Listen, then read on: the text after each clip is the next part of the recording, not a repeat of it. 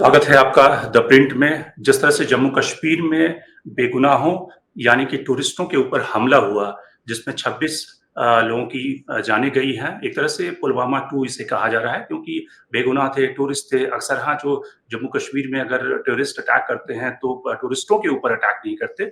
लेकिन ये जो ट्रेंड है, ये किस तरह की जम्मू कश्मीर की सियासी हालात या फिर वहाँ की पीस या 370 एब्रोगेशन के बाद की जो स्थिति है, उसको क्या दर्शाता है? हमारे साथ जुड़ रहे हैं यशवंत सिन्हा, वाजपेयी कैबिनेट के external affairs minister, finance minister. और उस दौरान भी ये ट्रेंड, चूंकि जिस समय अमेरिकी राष्ट्रपति बिल क्लिंटन उस समय यात्रा कर रहे थे, भारत की यात्रा पे थे, उस दौरान भी इसी तरह का एक बड़ा अटैक हुआ था।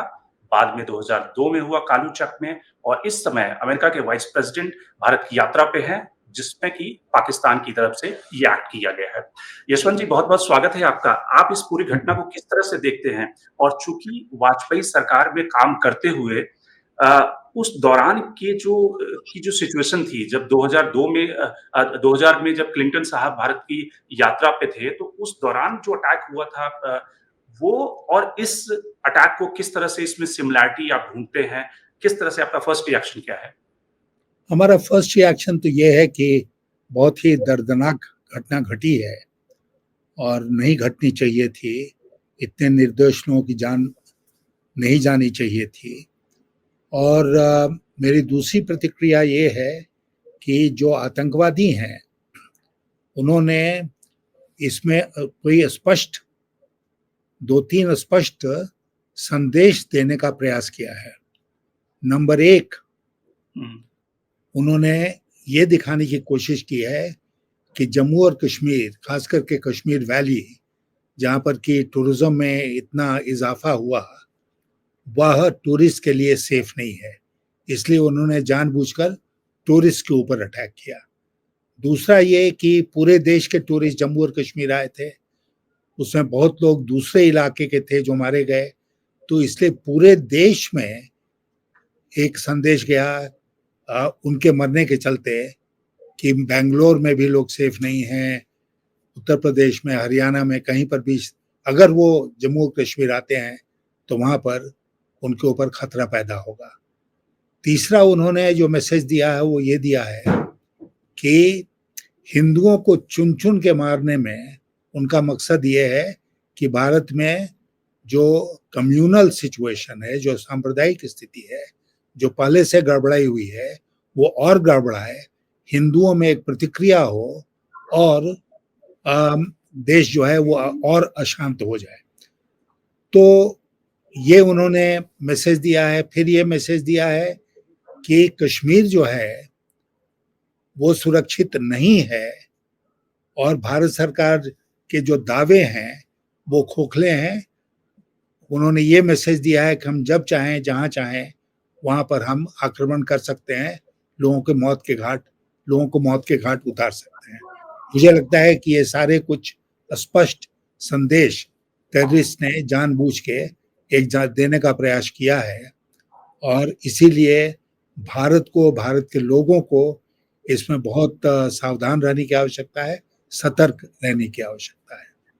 जब 20 मार्च को छत्तीसगढ़ पूरा हुआ था, जब बिल क्लिंटन की यात्रा के समय जब 36 निर्दोष सिख को मार दिया गया था, और उस समय मैडलिन अल्ब्राइट और इनके साथ में जो टॉक्स होनी थी, वाजपेयी साहब ने बहुत ही प्रमुखता से कठोर शब्दों में उन्हें बताया कि किस तरह से पाकिस्तान ने इसको एक्ट किया।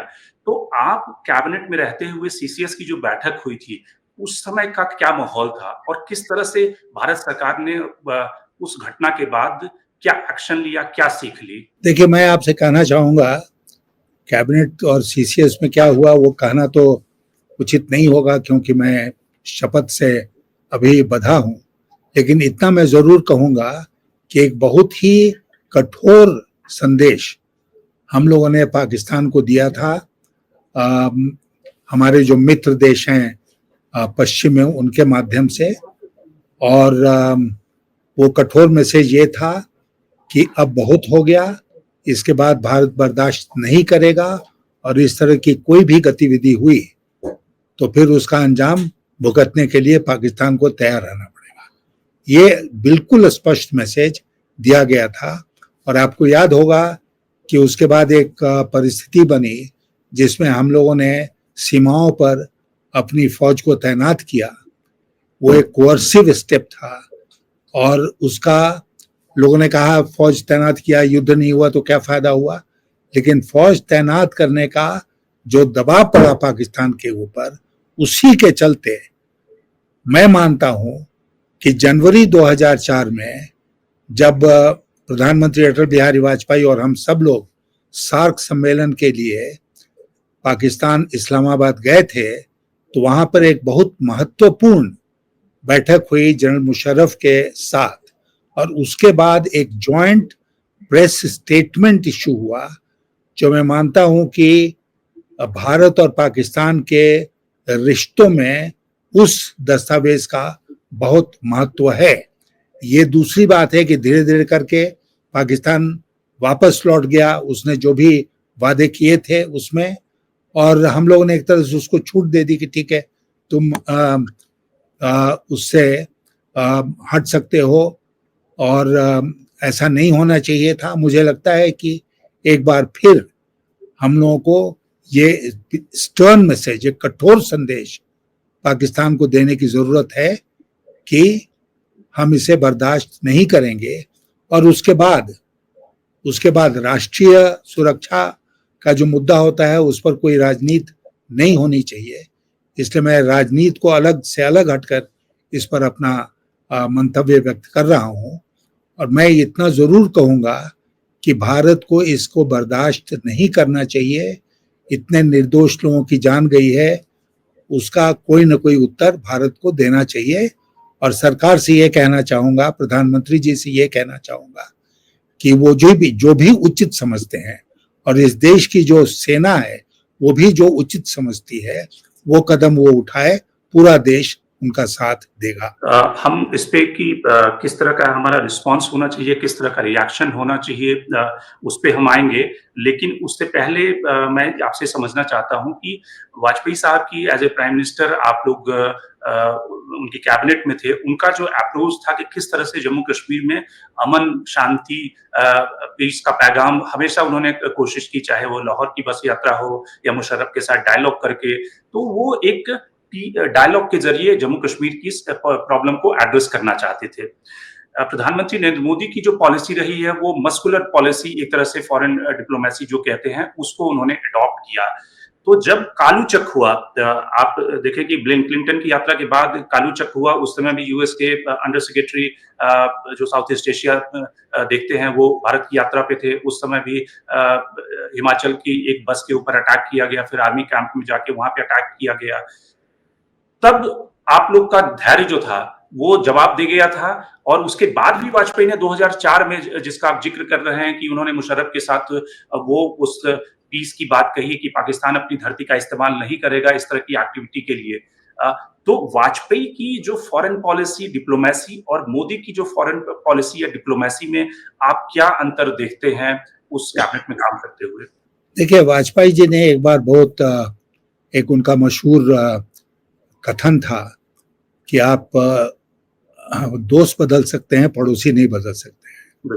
और इसलिए वाजपेयी जी का जो पूरा अप्रोच था वो ये था कि बातचीत के रास्ते पाकिस्तान के साथ भी संबंध सुधारे जाएं और जम्मू और कश्मीर के हालात में भी हम एक सार्थक सुधार लाएं। ये उनका एक अप्रोच था। उस समय के लिए मैं मानता हूं कि बिल्कुल सही अप्रोच था और ये इसने काम किया। और अंततः जैसा मैंने कहा 6 जनवरी 2004 का जो स्टेटमेंट था, जॉइंट प्रेस स्टेटमेंट, उसमें पाकिस्तान झुका, भारत नहीं झुका। और हम जो चाहते थे वो हमने वादा कराया पाकिस्तान से। वादा खिलाफी पाकिस्तान ने की, पाकिस्तान मुकर गया उसके बाद, ये दूसरी बात है। लेकिन एक अप्रोच जो वाजपेयी जी का था वो था कि अमन के रास्ते चलकर आप बिना खून खराबे के कश्मीर के हालात में सुधार लाओ और पाकिस्तान के साथ रिश्तों को सुधारो। आपको याद होगा कि वाजपेयी जी ने एक बार कश्मीर में ही इंसानियत, जमहूरियत और कश्मीरियत की बात की थी ना, बिल्कुल। तो वो उनका अप्रोच था। मुझे लगता है कि इन 3 शब्दों में उन्होंने पूरी जो पॉलिसी उनकी थी कश्मीर के बारे में, वो उन्होंने साफ देश के सामने और दुनिया के सामने रख दिया था। और इसी अप्रोच का नतीजा था कि जब कारगिल का युद्ध हुआ तो हमने अपनी भूमि से सब जितने घुसपैठिए थे उनको तो भगा दिया, लेकिन हमने एलओसी नहीं क्रॉस किया और उसका बहुत सकारात्मक असर पड़ा देश की अंतर्राष्ट्रीय छवि के ऊपर। और आप सब जानते हैं कि उसके बाद जो भी फॉरेन पॉलिसी हमारी रही, विदेश नीति रही, उसमें हमें भारी सफलता मिली, चाहे वो अमेरिका के साथ हो, चाहे यूरोप के साथ हो, चाहे इवन हमारे जो यहाँ नेबर हैं इंक्लूडिंग पाकिस्तान, उनके साथ।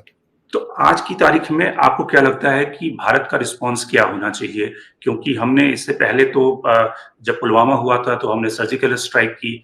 अब आज की तारीख में जिस तरह से पाकिस्तान ने फिर से ज़रूरत की है और उनके आर्मी चीफ का जो बयान था असीम मुनीर साहब का कि भई कश्मीर तो उनका जो है जुगुलर वेन है, यानी कि वो नस है गले की, जिसको वो दबा देंगे तो भारत तो टेटुआ की तरह चिल्लाने लगेगा। तो इस इंसिडेंट के बाद आपको लगता है कि भारत को फिर से सर्जिकल स्ट्राइक करनी चाहिए या फिर रिस्ट्रेन करना चाहिए, सोच समझकर भारत को अपने कदम उठाने चाहिए? भारत का रिस्पॉन्स क्या होना चाहिए? देखिए, पहली बात जो मैं कहूँगा वो ये कहूँगा कि हमारी जो देश के भीतर की राजनीति है, उसको किसी भी तरह प्रभावित करने का हमको कदम नहीं उठाना चाहिए इस घटना के बाद, किसी भी तरह का, कि देश में हमारी लोकप्रियता बढ़ जाए अगर हम ऐसे करेंगे वैसे करेंगे। नहीं, हमको इसको विशुद्ध रूप से एक चुनौती के रूप में लेना है। मैं आपसे कहना चाहूंगा कि इसके पहले जो भी बातचीत होती थी उसमें मेरे जैसे व्यक्ति को लगता था कि हम बहुत बढ़ चढ़ के बोल रहे हैं। इतने बढ़ चढ़ के बोलने की जरूरत नहीं है। बहुत ज्यादा हम क्लेम कर रहे हैं, दावे कर रहे हैं, उसको करने की आवश्यकता नहीं है। और खास करके नेशनल सिक्योरिटी के और कश्मीर के मामले में मैं कहूंगा कि भारत सरकार को बातचीत में रिस्ट्रेन दिखाना चाहिए और जो भी करना है वो एक्शन में करके दिखाना चाहिए। ये बहुत जरूरी है और इसको देश के भीतर की राजनीति के साथ जोड़कर नहीं देखना चाहिए कि हमको कितना फायदा और कितना नुकसान होगा। मुझे व्यक्तिगत रूप से बहुत नुकसान हुआ था जो हम लोगों के टाइम में पाकिस्तान के प्रति पॉलिसी थी और कश्मीर के प्रति जो पॉलिसी थी, बहुत लोग उसको नरम पॉलिसी मानते थे और बहुत हम लोग वो चुनाव भी हार गए। मैं व्यक्तिगत रूप से अपना चुनाव हार गया क्योंकि शायद एक वर्ग था वो नाराज था इस अप्रोच से। लेकिन अगर हम सही समझते थे, अटल जी सही मानते थे इस अप्रोच को, तो उन्होंने चुनाव की परवाह किए बगैर उन्होंने उस रास्ते पर आगे बढ़ने का काम किया। यशवंत जी, आज भी आप उस पॉलिसी को सही मानते हैं जो वाजपेयी के दौरान जिस तरह से पाकिस्तान के साथ डील किया आप लोगों ने, आज भी आप उस कन्विक्शन के साथ सही मानते हैं उसको? उसके बहुत सारे अंश हैं जो आज भी सही मैं मानूंगा और मैं यही कहूंगा कि ये जो रिश्ता हमारा है पाकिस्तान के साथ, उसमें हमें पाकिस्तान का अनुसरण नहीं करना चाहिए। उनके आर्मी चीफ ने जो बयान दिया, आप ही कोट कर रहे थे, जुगुलर वेन वगैरह का, उससे हम क्यों वो पाकिस्तान से हम कहाँ ऊपर हैं, कितने बड़े हम महान देश हैं पाकिस्तान की तुलना में। तो पाकिस्तान में उन्होंने बोल दिया तो क्या हम कहेंगे कि हमारे आर्मी चीफ उसका जवाब दे? नहीं, ऐसा एटीट्यूड हमारा नहीं होना चाहिए। Pakistan is a failed state, उसकी दुनिया में कोई औकात बची नहीं है। भारत एक महान देश है, पूरी दुनिया में हमारी इज्जत है। तो इसलिए उस बात को ध्यान में रख के हमको आगे अपना काम करना पड़ेगा। अब आपने पुलवामा का जिक्र किया, वो जो सर्जिकल स्ट्राइक हुआ उसका जिक्र किया। मुझे बहुत अफसोस है ये कहते हुए कि उसका भरपूर लाभ उठाने की कोशिश सरकार ने की 2019 के चुनाव हुए थे। ऐसा तो नहीं होना चाहिए। तो इसलिए मैं जोर दे के इस बात को कह रहा हूं कि हमारी जो आंतरिक राजनीति है उससे बिल्कुल इसको अलग करके हमें देखना चाहिए। दुनिया भर में हमें एक विचार अपने पक्ष में कराने की कोशिश करनी चाहिए और पाकिस्तान को हम कैसे सबक सिखा सकते हैं इसका हमको प्रयास करना चाहिए। और इसमें मैं मानता हूं कि हम अपने आर्म्ड फोर्सेस को खुली छूट दें। आर्म्ड फोर्सेस को बुला के तीनों चीफ्स को हम कहें, चीफ ऑफ डिफेंस स्टाफ को बुला के कहें आप लोग तय करो कि क्या हमारा रेस्पॉन्स होना चाहिए मिलिटरीली, और उसके बाद उस पर कैबिनेट कमेटी ऑन सिक्योरिटी विचार करे, सरकार विचार करे, और फिर आप आर्म्ड फोर्सेस को छूट दीजिए कि वो पाकिस्तान के साथ जो व्यवहार करना चाहती है वो करे। तो आपको लगता है कि वो जो एक डिप्लोमेटिक पार्ट होता है जो कि आप लोगों के रेजिम में काफी आप लोगों ने उसको एक्सरसाइज किया कि अमेरिका प्रेशर डाले पाकिस्तान पे, दुनिया के जो बाकी मुल्क हैं वो प्रेशर डालें पाकिस्तान पे, वो सबका टाइम खत्म हो गया। मिलिट्री को पूरी छूट होनी चाहिए कि वो जिस तरह से पाकिस्तान को हैंडल करना चाहता है वो हैंडल करे। इस घटना के बाद ये रिस्पांस हमारा होना चाहिए कि हमको क्या करना है, ये हम अपने आर्म्ड फोर्सेस को ऊपर छोड़ें कि तुम तय करके बताओ कि क्या रिस्पांस होना चाहिए, और उसमें उनको छूट देंगे तो मुझे पूरा यकीन है कि वो सबक सिखाएंगे पाकिस्तान को। इसमें कहीं दो मत हमारे मन में नहीं है। तो इसलिए इसको करना चाहिए, सरकार को तुरंत बैठक बुलानी चाहिए कैबिनेट कमेटी ऑन सिक्योरिटी की, उसमें चर्चा होनी चाहिए, आर्मी के साथ चर्चा होनी चाहिए और फिर आगे का कदम उठाना चाहिए। लेकिन इससे लिमिटेड वॉर वाली स्थिति एस्केलेट होने की संभावना भी, आशंका भी होती है। या आपको लगता है कि हमारी आर्मी इतनी कैपेबल है जो हमने इतिहास में जिस तरह से पाकिस्तान को जवाब दिया है, तो वो लिमिटेड वॉर में भी पाकिस्तान के जो टेररिस्ट कैंप हैं उनको नष्ट कर सकती है? बिल्कुल कर सकती है। हमारी आर्मी बहुत क्षमता वाली आर्मी है, और अगर उसको हम कहें कि तुम्हारा ये टास्क है तो वो कर सकते हैं उसको, और बहुत बखूबी कर सकते हैं, बहुत इफेक्टिवली कर सकते हैं।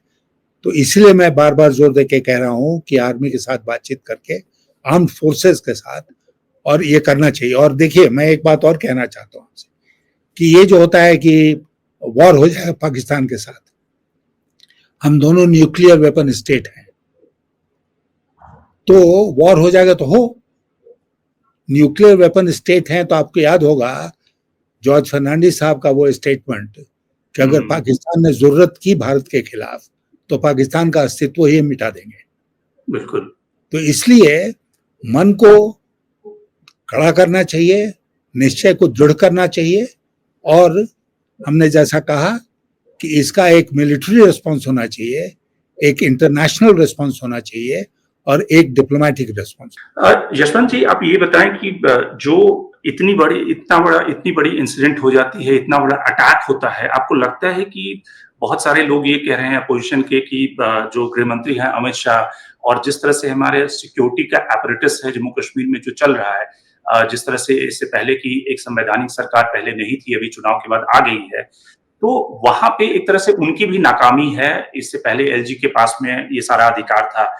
8 अप्रैल को होम मिनिस्टर ने कहा कि जम्मू कश्मीर में जो पूरा एक terror ecosystem has crippled Jammu Kashmir का, और उसके बाद आप देखिए कि ये घटना हो जाती है।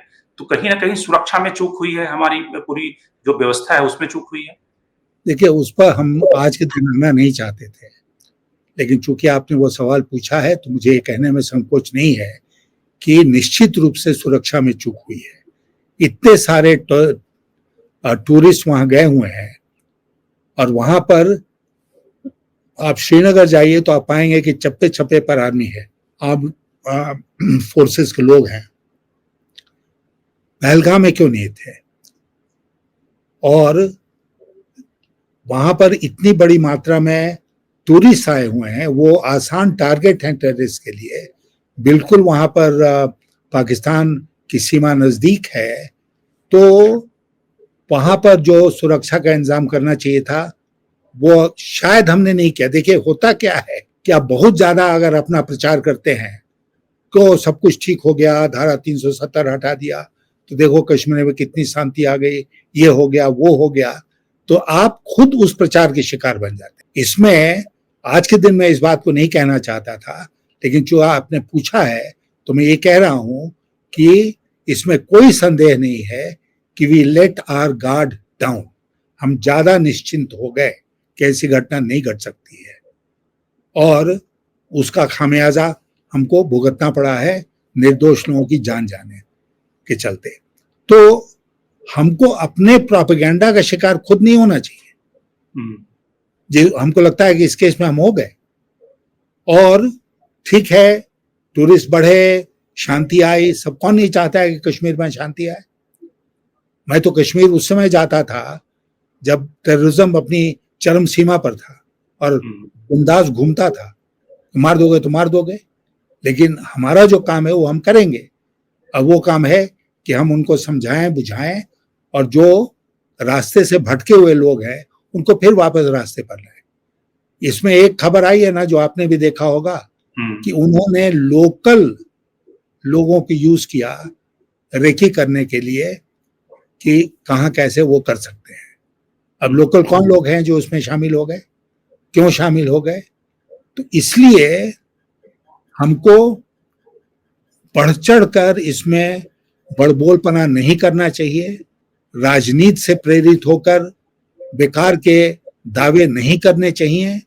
वो पूरा मसला जो है एक बहुत गंभीर मसला है, चाहे वो पाकिस्तान के साथ हमारा रिश्ता हो, चाहे कश्मीर में शांति का सवाल हो, और इन मसलों पर पूरे धैर्य के साथ सरकार को आगे बढ़ने की जरूरत है। गृह मंत्री जब संसद में अभी थोड़े दिन पहले ये जम्मू कश्मीर पे बोल रहे थे, तो उन्होंने ये कहा कि पहले भी हमले होते थे, उरी पर हमला हुआ, पुलवामा हुआ, लेकिन कोई कुछ नहीं बोलता था।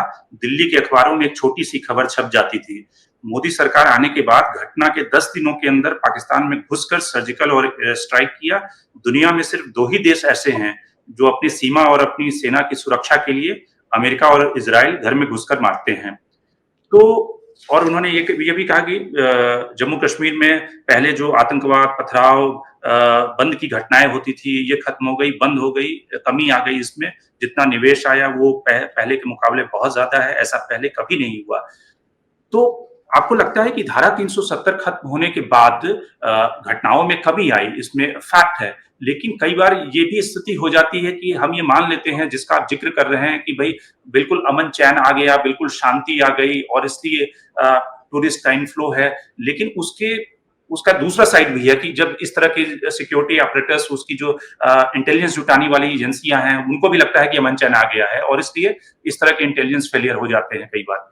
आप जो गृह मंत्री का जो बयान है उसको किस तरह से देखते हैं? वो बयान अवॉइडेबल था, और इस तरह का बयान बराबर सरकार के वरिष्ठ लोगों के द्वारा दिया जाना अवॉइडेबल होता है। अगर स्थिति में सुधार हुआ है तो सारी दुनिया और देश के लोग जान जाएंगे कि स्थिति में सुधार हुआ है।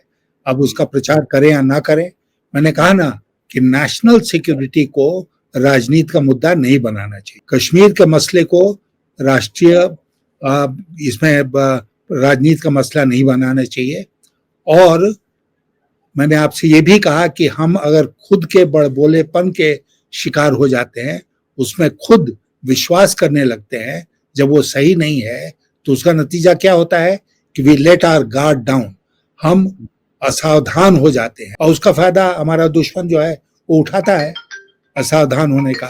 और इस मौके पे चूंकि अमेरिका के वाइस प्रेसिडेंट दौरे पे हैं, तो आपको लगता है कि एक इंटरनेशनल कम्युनिटी को मैसेज देने के लिए उनका ज्यादा प्रचार हो, पब्लिसिटी हो, जो इस तरह के टेररिस्ट ऑर्गेनाइजेशन होते हैं, उनका इरादा इसके पीछे यही रहा होगा कि जब अमेरिका के वाइस प्रेसिडेंट हैं तो एक मैसेज देना? बिल्कुल। मैक्सिमम इफेक्ट कब होगा इस प्रकार की घटना का? जबकि कोई विदेशी मेहमान हमारे यहाँ आया हुआ है, जब हमारे खुद के प्रधानमंत्री विदेश गए हुए हैं, तो उसी समय मैक्सिमम इसका इम्पैक्ट होगा, दुनिया भर में इसकी चर्चा होगी। और इसलिए ये भी एक पैटर्न है कि पाकिस्तान ने जब जब इस प्रकार के आतंकवादी हमले कराए हैं कश्मीर में, तो उन्होंने इस प्रकार का मैसेज देने का काम किया है।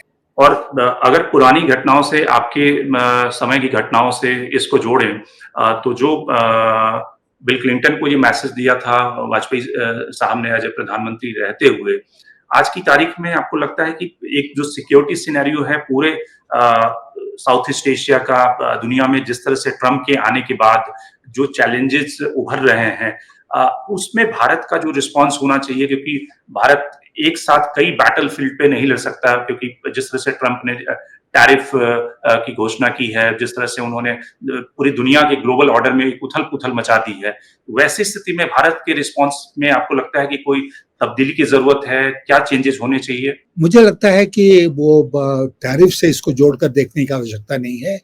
ये विशुद्ध रूप से नेशनल सिक्योरिटी का मामला है और उनके जो उपराष्ट्रपति जेडी वैंस थे देश में, उन्होंने जो बयान दिया है उससे भारत को भरोसा होना चाहिए कि इस मामले में न केवल अमेरिका और दुनिया के सारे देश हमारे साथ खड़े होंगे, क्योंकि कोई भी आतंकवाद को अंतर्राष्ट्रीय स्तर पर आतंकवाद का समर्थन नहीं करता है, न केवल आज बल्कि पास्ट में भी कभी नहीं किसी ने समर्थन किया है। इसलिए उसमें कोई हमको दिक्कत नहीं होनी चाहिए। लेकिन मैं फिर जोर दे के इस बात को कहूंगा कि हमें अपना गार्ड नीचे नहीं करना चाहिए, हमें असावधान नहीं होना चाहिए, हमें अपने बड़बोलपना के का खुद शिकार नहीं हो जाना चाहिए। ये बहुत आवश्यक है कि वी कीप आवर कूल, हम बिल्कुल ही शांत भाव से इस पूरे मसले के ऊपर विचार करें। इसमें दुनिया का कोई देश पाकिस्तान का समर्थन नहीं कर सकता है। मुझे लगता है कि जो मुस्लिम देश हैं वो भी नहीं कर सकते हैं पाकिस्तान का समर्थन। और मुझे हम लोगों को अब पाकिस्तान को सबक सिखाने का एक मौका इसमें आया है, जिसमें बहुत तरह की बातें होंगी, जिसमें डिप्लोमेटिक बातचीत होगी, जिसमें मिलिट्री का ऑप्शन है, जिसमें इकोनॉमिक ऑप्शंस हैं, बहुत तरह के ऑप्शंस हैं और हर ऑप्शन पर काम करने की जरूरत है, क्योंकि एक दिन का ये नहीं सवाल है। हमारा ये प्रयास होना चाहिए कि पाकिस्तान अच्छी तरह से ये समझ ले कि भारत के साथ खिलवाड़ करने का क्या नतीजा उनको भुगतना पड़े। एक अंतिम सवाल यशवंत जी, चूंकि आप उस फील्ड में काम करते रहे हैं, पाकिस्तान एक तरह से आज दुनिया में जिस तरह से अलग थलग पड़ा हुआ है, पाकिस्तान के जो अपने चैलेंजेज हैं, जिस तरह की वहां पे उनके इकोनॉमिक जो चैलेंजेज हैं, वैसी स्थिति में भी पाकिस्तान ने ये जरूरत की है। आपको क्या लगता है कि पाकिस्तान की जो लाइन ऑफ थिंकिंग इस समय होगी वो क्या है? दुनिया का अटेंशन अट्रैक्ट करना, या फिर किस विंडो की तरफ पाकिस्तान देख रहा होगा? नहीं, इसमें एक बात तो बिल्कुल स्पष्ट झलक रही है, वो ये है कि पाकिस्तान के अंदर जितनी समस्याएं हैं जो वहां के रिजीम को आज झेलना पड़ रहा है, उससे उन्होंने ध्यान भटकाने की कोशिश की। हिंदुस्तान के ऊपर टेररिस्ट आक्रमण कराकर पाकिस्तान में बहुत सारे एलिमेंट्स ऐसे हैं जो बहुत खुश होंगे, और जो उनके जनरल ने बयान दिया उसके तुरंत बाद इस प्रकार की घटना घटी, तो जाहिर है कि पाकिस्तान के आदमी का भी इसमें रोल है, आईएसआई का उसमें रोल है। तो इसलिए पाकिस्तान की ये जरूरत है, राजनीतिक जरूरत है कि वो ध्यान भटकाए अपने देश के लोगों का, उनकी जो समस्याएं हैं उससे, और इस तरफ उनका ध्यान खींचे कि देखो भारत के साथ ऐसा हो गया और अब सब हम लोगों को एकजुट होके इसमें काम करना है। ये उनकी कोशिश होगी और हमको इस बात को ध्यान में रखकर अपना रिस्पांस तय करना पड़ेगा। मैं आपको एक व्यक्तिगत बात बताता हूँ। एक बार मैं लाहौर गया, लाहौर में मैं होटल से बाहर निकल रहा था, तो एक साधारण सा आदमी होटल में एंटर कर रहा था। उसने पहचाना मुझे, आकर मुझसे हाथ मिलाए और हाथ मेरा दबाकर उसने कहा कि इन जनरल से हमको बचाओ, इन जनरल से हमको बचाओ।